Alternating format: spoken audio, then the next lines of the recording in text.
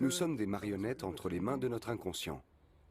Et que quand nous changeons notre façon d'agir ou de penser, c'est uniquement parce que notre inconscient a décidé que nous devions penser ou agir autrement. Même ces pensées-là nous sont imposées par notre inconscient.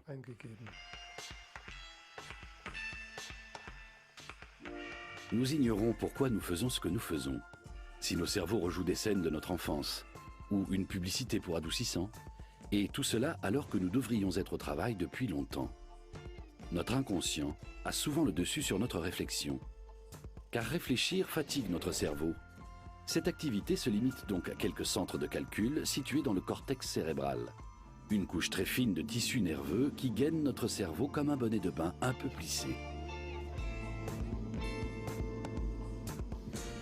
Notre intelligence consciente est principalement localisée dans la zone frontale de notre cerveau et ne peut pas gérer plus d'une pensée ou 5 unités d'information à la fois. Le centre de décision conscient est plutôt situé au-dessus de nos yeux, dans le cortex orbitofrontal. Mais il ne décide pas tout seul.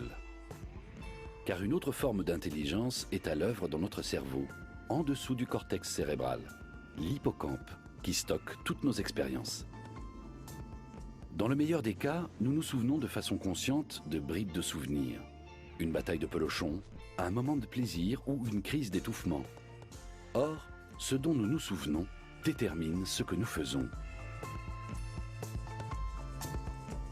Plusieurs centres de coordination jouent un rôle décisif en la matière. Le centre de la peur et de la panique, situé dans les noyaux amygdaliens, et ses adversaires, les centres du plaisir et de la récompense.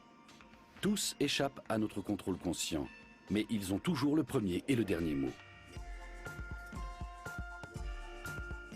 Tels des agents secrets logés dans nos têtes, ils analysent chaque signal extérieur avant même que nous en ayons conscience et traduisent le résultat par un sentiment.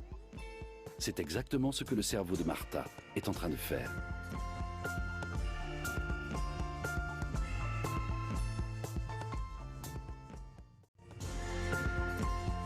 Le cortex cérébral reçoit les informations condensées, mais il ne parvient pas à savoir d'où elles viennent.